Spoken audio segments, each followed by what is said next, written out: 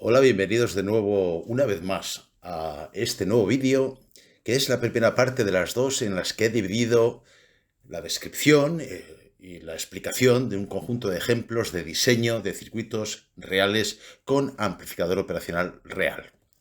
Lo primero que hay que decir del amplificador operacional es que es un amplificador diferencial y por tanto se le supone una alta inmunidad al ruido. La razón de esta inmunidad se ve fácilmente enseguida si se acepta que el mismo ruido, blanco y gaussiano en todo caso, afecta a ambas entradas por igual. En un amplificador operacional ideal, las ecuaciones de la entrada diferencial, donde el ruido es idéntico en ambas entradas, inversora en inversora, lo tenéis en la primera de las dos ecuaciones. Como veis, el ruido se cancela y por tanto la tensión de salida está desprovista del mismo. Sin embargo, conviene hacer un estudio con un poquito más de detalle para operacionales reales. Comencemos por algo que no se suele dar mucha importancia, pero que la tiene, y la tiene realmente significativamente en muchos diseños. He partido de dos ejemplos clásicos, un inversor con amplificador operacional, la parte superior izquierda, y un no inversor en la parte superior derecha. Y me propongo ver cuál es la influencia de las llamadas corrientes de polarización.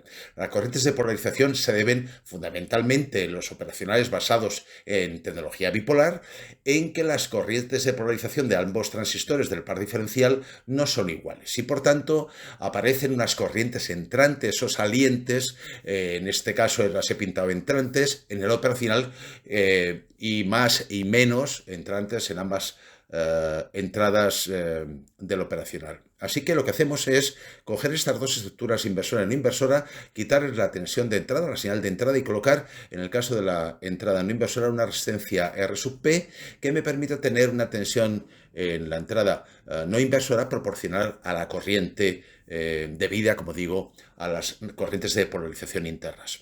Esto es realmente el efecto que va a producir estas corrientes en el caso de que el operacional fuera MOSFET es realmente despreciable, pero conviene tenerlo en cuenta siempre si se utilizan operacionales de tipo bipolar. Bueno, como veis en la parte inferior, entonces tenemos el resultado es que aparece un circuito en el cual se llama circuito equivalente para el ruido, en este caso para las corrientes de polarización, donde voy a tener una tensión de salida, una tensión de error R sub 0, que se debe precisamente a esta no idealidad del propio operacional. Por su parte, matemáticamente sabemos que la tensión de la entrada no inversora es el producto de la corriente por la resistencia R sub P, con signo menos según el sentido que hemos pintado en la corriente, y por otro lado sabemos que la corriente de la entrada inversora pues es la suma de las corrientes que atraviesan R1 y R2. De esa manera puedo despejar E sub 0 y obtener, manipulando o sustituyendo mediante el principio de cortocircuito virtual esa tensión V menos por el valor de V más, una expresión de la tensión de salida de su cero que es función de ambas corrientes. Ahora bien, si de esa expresión saco factor común 1 más R2 partido por R1, que se llama ganancia del ruido, de forma general, pues vemos que efectivamente E sub 0 depende de las dos corrientes y que podríamos pensar en hacer cero esa tensión de error, esa tensión debida a las corrientes de polarización. ¿Cómo lo hacemos? Pues evidentemente si conseguimos una resistencia R sub P que sea igual al paralelo de R1 y R2 multiplicado por el cociente de I menos partido por I más, evidentemente E sub 0 será cero. Pero esto es imposible de conseguir. Cada operacional y según las condiciones de funcionamiento puede tener esas corrientes completamente distintas y no podemos generalizar. Así que lo único importante aquí es conseguir que R sub P sea el paralelo de R2 y R1. ¿Por qué? Porque de esa manera, si tenemos en cuenta la definición de lo que es una corriente de entrada de offset, que es la diferencia entre ambas corrientes, y más, menos y menos, como la definimos en un vídeo anterior, se deduce que E sub 0, manipulando un poco la expresión anterior, de la diapositiva anterior, quiero decir, es menos R2 por esa corriente de entrada de offset. Así que lo primero que vemos es que cumpliendo que RP sea el paralelo de R2 y R1, algo que siempre es muy deseable hacer, como veremos en los ejemplos posteriores, si R sub 2 fuera suficientemente pequeña, la tensión de error R sub 0 sería también pequeña. Pero añadamos ahora los efectos del ruido. Hemos dicho antes que en una operacional ideal el ruido afecta por igual a ambas entradas, inversora e inversora, pero esto no siempre es así, o mejor dicho, casi nunca es así. Así que lo que tenemos es que esa diferencia entre ambas tensiones de entrada es lo que vamos a denominar tensión de entrada de offset y que he materializado mediante una batería de tensión constante, continua, en la entrada no inversora, pero que la podría haber puesto en la entrada inversora. Es igual.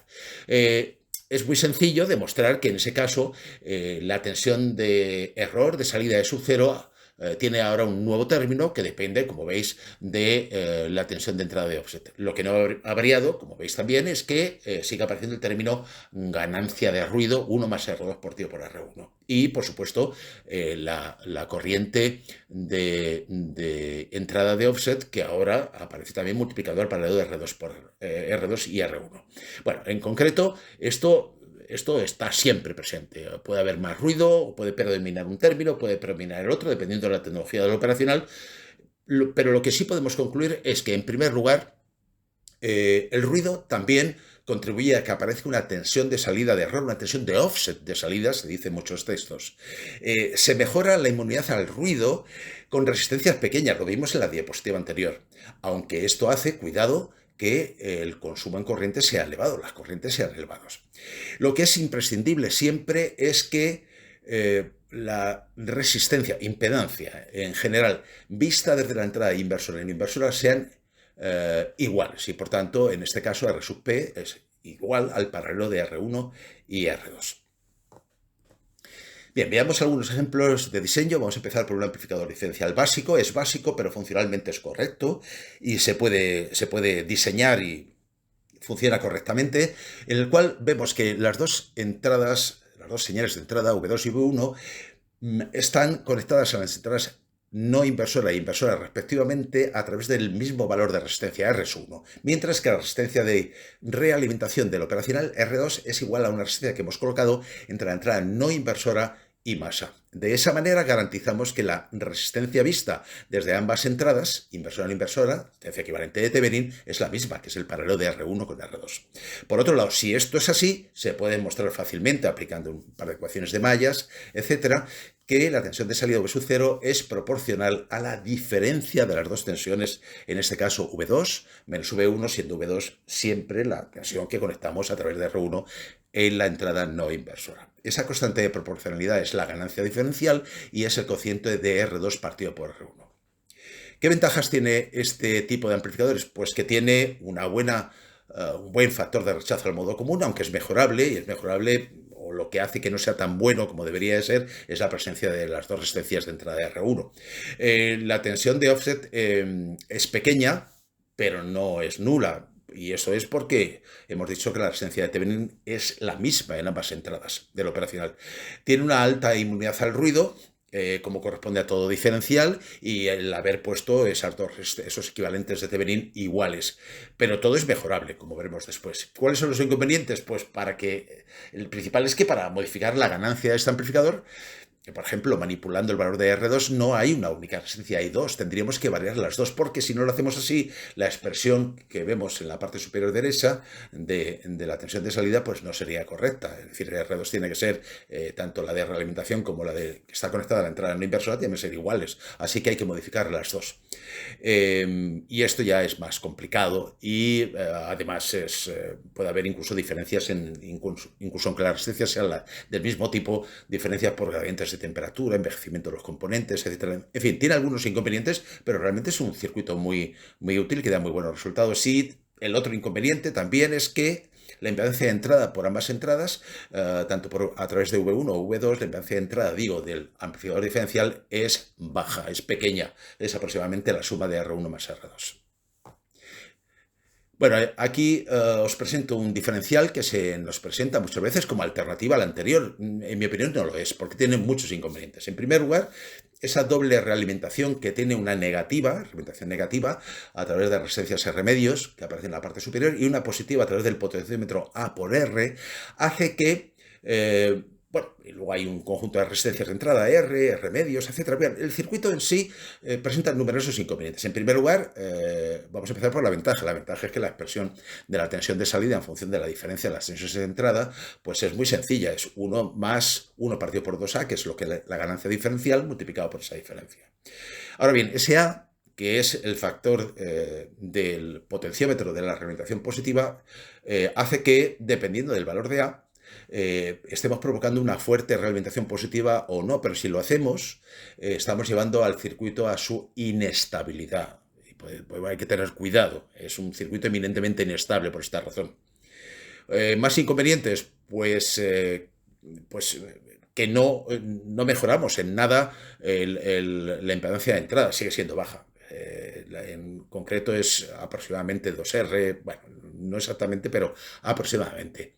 Y además que tenemos varias resistencias que tienen que ser iguales, o en este caso R medios, 4, y 2 de entrada R que tienen que ser iguales, es decir, demasiadas resistencias iguales y además unas múltiplos o submúltiplo de las otras. Así que mantener, digamos, una tolerancia mínima a esos valores iguales, pues no es fácil, ya digo, por las razones que he puesto en el circuito anterior.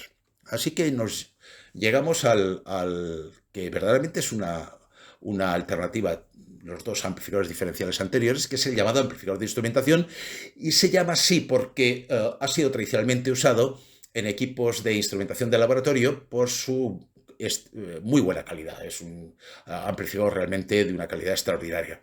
Vemos que tiene dos etapas. La etapa de salida es una etapa diferencial convencional, como la que hemos visto antes, y una etapa de entrada formada por dos operacionales realimentados con la resistencia R3 y unidos a partir de la resistencia A por R que aparece ahí. Bien, la expresión que podemos obtener para la tensión de salida la tenéis en la parte derecha, superior derecha de la diapositiva, y vemos que aparece el término que aparecía antes en el amplificador diferencial básico, R2 partido por R1 multiplicado por la diferencia de tensiones, y un paréntesis en el cual hay una dependencia del valor de esa resistencia A por R, que normalmente se le suele denominar resistencia de ganancia, por lo que veremos un poquito después. Pues bien, esa expresión que parece un poco que se puede recordar mal porque tiene muchos elementos. Sin embargo, fijaos, si todas las resistencias R1, R2 y R3 las hacemos iguales a R, entonces la expresión de la tensión de salida se simplifica enormemente. Es decir, ese paréntesis, esa expresión se simplifica a 1 más 2 partido por A multiplicado por la diferencia de las tensiones.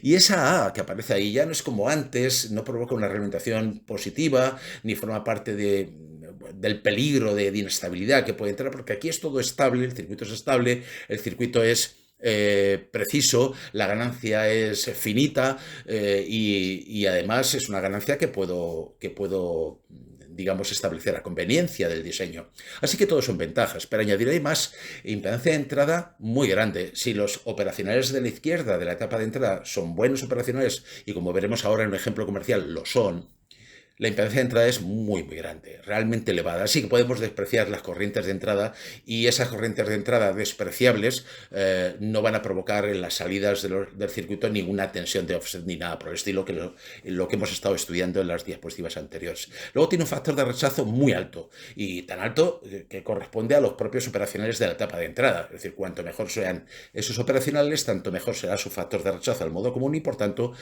mejor será este amplificador de instrumentación. La impedancia de salida, por su parte, es la impedancia del propio operacional de la etapa de salida. Es muy baja, sobre todo si ese operacional es de calidad, que lo es, claro, en las versiones comerciales. Altísima inmunidad al ruido y, por tanto, bueno, y además ganancia precisa, decía antes, finita y estable. Y digo altísima inmunidad al ruido porque realmente es un amplificador diferencial muy bueno, con lo cual en este caso las tensiones de ruido que se podían producir a la entrada realmente, debido a la impedancia de entrada infinita, pues no se amplifican, no aparecen en la salida en ningún caso. Bueno, aquí tenéis un ejemplo comercial de ese amplificador de instrumentación en la serie comercial INA 124, INA 125, en el cual el fabricante, en este caso Group Brown, aunque hay otros, en la parte superior derecha veis la figura, veis que el circuito es igual que el que acabamos de ver, la única diferencia es, o las únicas diferencias es que todas las resistencias internas son de 25 kilohmios, iguales.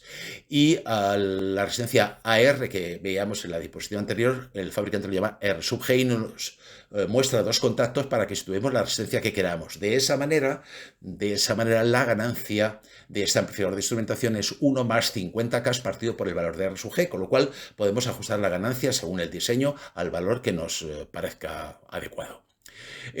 También vemos que en la parte derecha hay una salida que pone ref en la figura, que ahí podemos poner una tensión vref, que es una tensión constante que modifica la componente continua de la señal de salida. La expresión de la tensión de salida, por tanto, es la ganancia multiplicada por la diferencia de las dos tensiones, que el fabricante llama Vin más y menos, Vin menos, bueno, el nombre es lo de menos, más esa tensión de referencia, que en la diapositiva anterior nosotros conectábamos a masa y, por tanto, ese término no estaría en una relación lineal entre la tensión de salida y la tensión VRF, con lo cual es muy sencillo de manipular según la aplicación. Bien, luego tenemos el llamado amplificador diferencial sumador-restador, que es una especie de amplificador genérico o general en el cual su particularización me puede servir para diferentes aplicaciones. Vemos en la figura de la parte izquierda, que he señalado en rojo, en dos impedancias, la impedancia de realimentación Z sub 0 y la impedancia Z más, conectada entre la entrada no inversora y masa, y en la entrada inversora además he puesto una impedancia Z menos conectada también entre la entrada inversora y masa.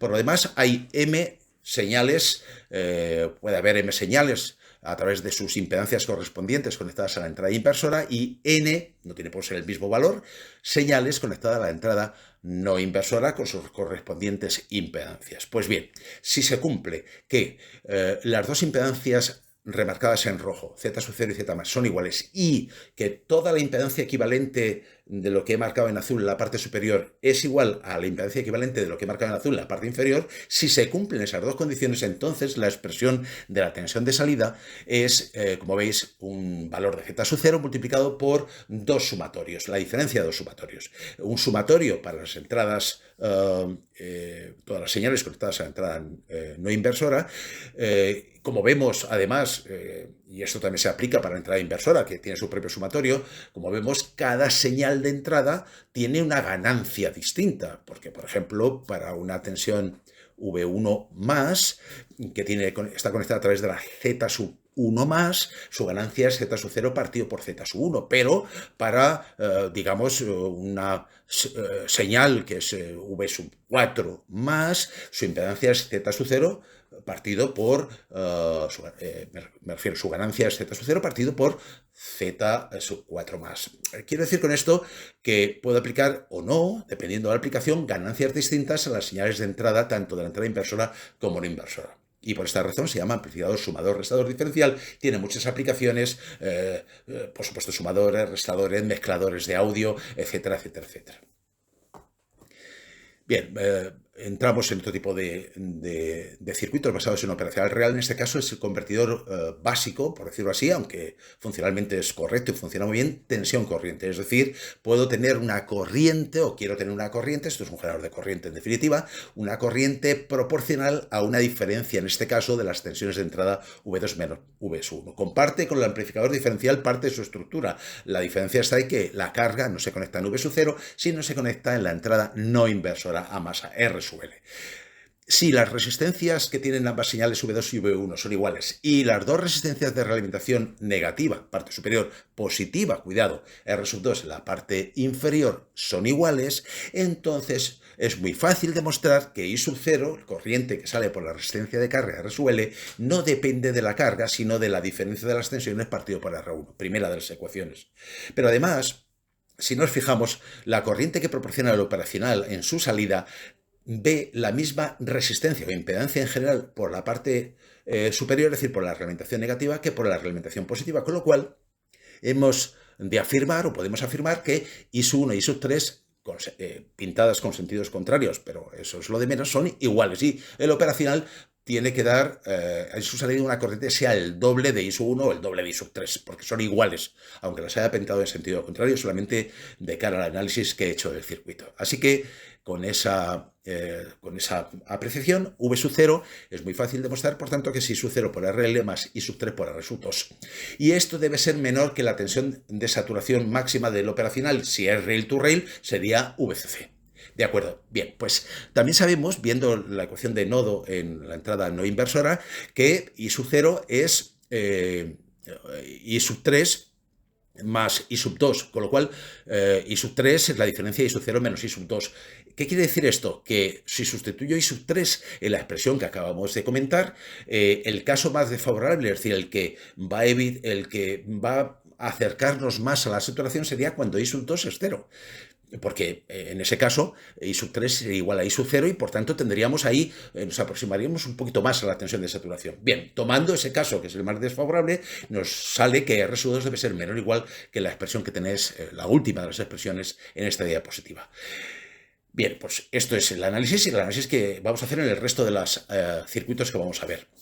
También advertir de nuevo que el amplificador operacional debe dar, en el caso peor, 2 veces la corriente máxima de salida, como acabamos de mencionar hace un momento.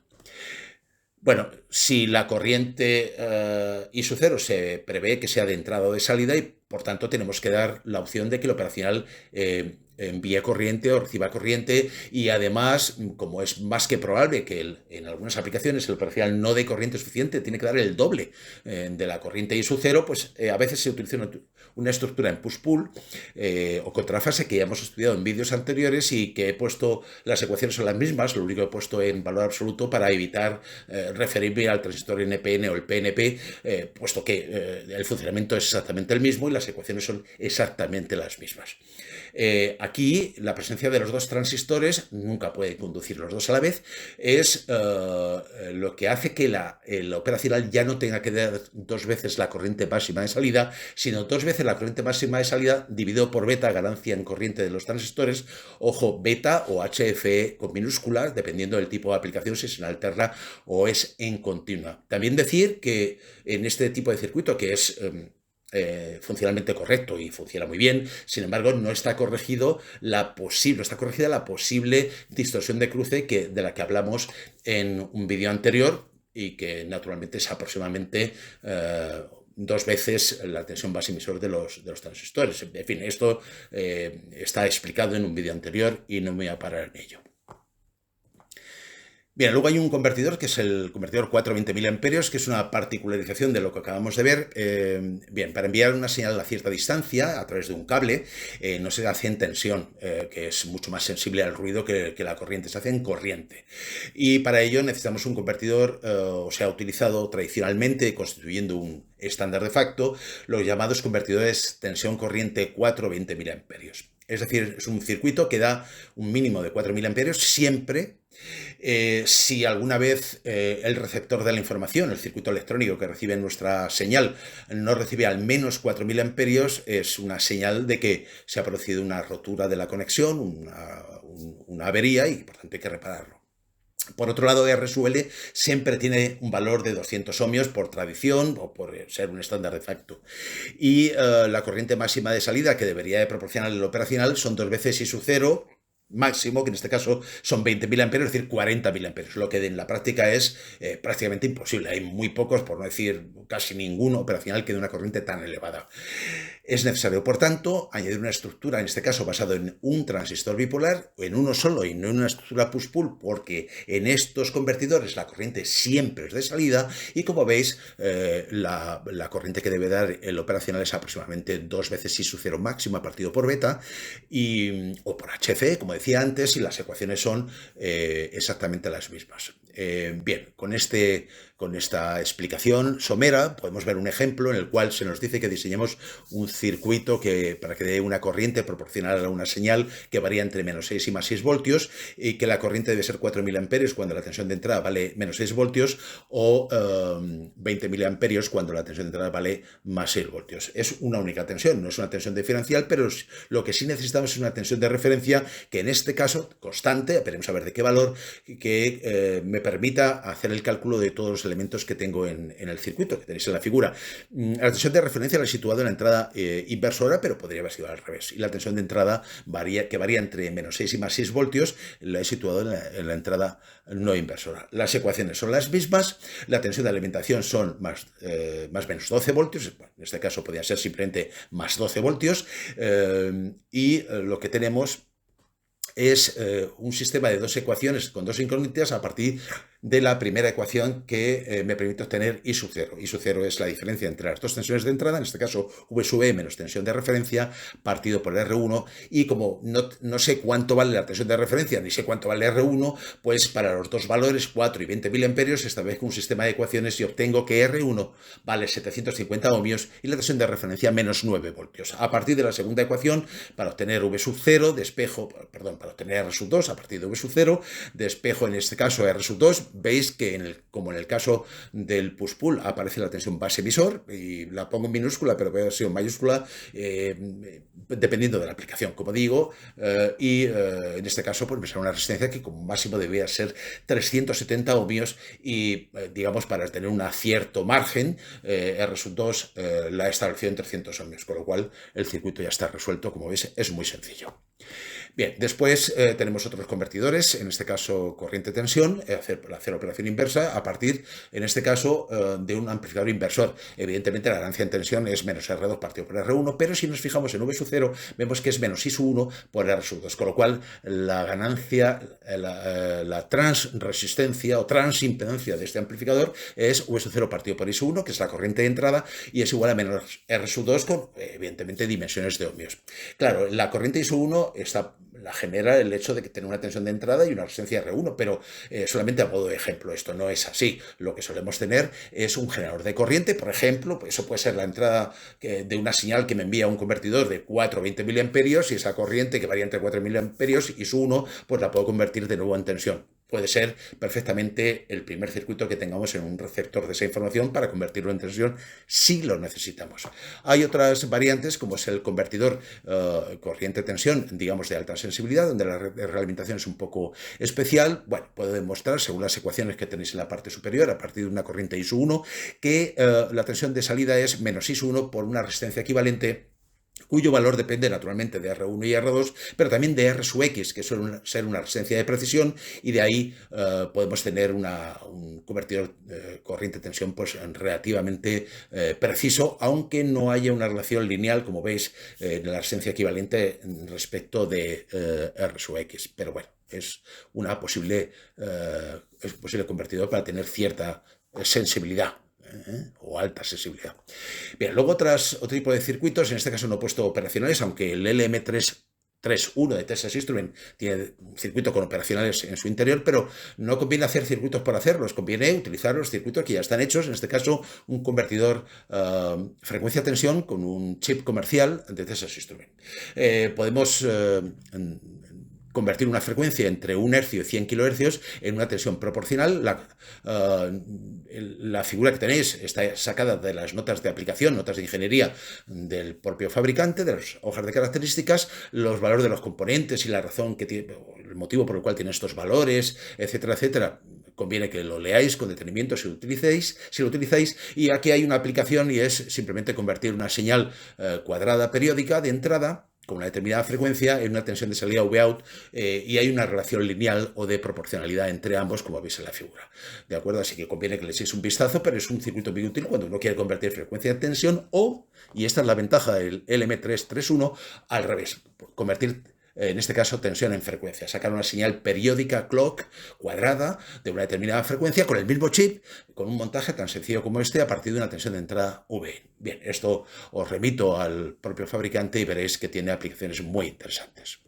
Finalmente, dos convertidores o dos circuitos distintos para hacer una conversión tensión-frecuencia o lo que se suele llamar en algunos textos un oscilador controlado por voltaje, VCO. Bien, tenemos en la parte superior izquierda el circuito y la parte recuadrada sería una fuente de corriente, es un convertidor tensión-corriente que me carga linealmente a través de I sub 0, como veis en la figura, un condensador, y que eso sucede mientras el transistor bipolar que veis pues está cortado. ¿Cuándo estará cortado el transistor bipolar? Cuando la tensión de referencia que tiene ese comparador no es un operacional. El comparador de salida, la tensión de referencia es mayor que la tensión del condensador, el transistor está cortado. Pero amigo, cuando el condensador adquiere la tensión de referencia, el comparador conmuta su salida V sub 0 y lo pone en más VCC, razón por la cual el transistor entra en fuerte conducción y el condensador se descarga. La frecuencia de esta señal cuadrada V sub 0 que voy generando la puedo modificar en función, como veis, del valor de la corriente I sub 0 con lo que lo cargo. Ese valor de I sub 0 depende de la tensión de entrada, con lo cual estoy haciendo un convertidor tensión-frecuencia. Y una versión un poquito más elaborada de un convertidor tensión-frecuencia, un VCO, lo tenéis aquí en la figura. Conviene que le echéis un vistazo. Si tenéis alguna cuestión me la hacéis llegar. Sigue teniendo una operación, en este caso el condensador está en la realimentación del propio operacional, el primer que tenéis en la parte izquierda. Esa corriente con la que se carga ese condensador es constante y lo sabemos porque la tensión de entrada, con la tensión de entrada y un divisor resistivo con resistencias R2 iguales hace que la tensión en la entrada no inversora del operacional sea VIN medios y por tanto por el principio de cortocircuito virtual también sea VIN medios la entrada inversora, y también hace que la tensión de salida del operacional sea menos la tensión del condensador más VIN medios, que está siempre presente, con lo cual a medida que se carga ese condensador pues vamos aumentando, vamos disminuyendo en sentido estricto V sub 0 y el comparador de salida hace que T sub 2 se corte o se sature en función de esas tensiones, como hemos visto antes, y también el transistor MOSFET T sub 1, que es el que me va a permitir cargar el condensador durante un rato y durante un tiempo y descargarlo durante otro. De esta manera y en función de VIN también puedo controlar la frecuencia de la señal de salida que puedo tomar en cualquier punto de T sub 2. En este caso lo he tomado en el emisor, en bornes de R1. Y nada más, muchas gracias por vuestra atención y os remito al segundo vídeo en el que seguiremos comentando aplicaciones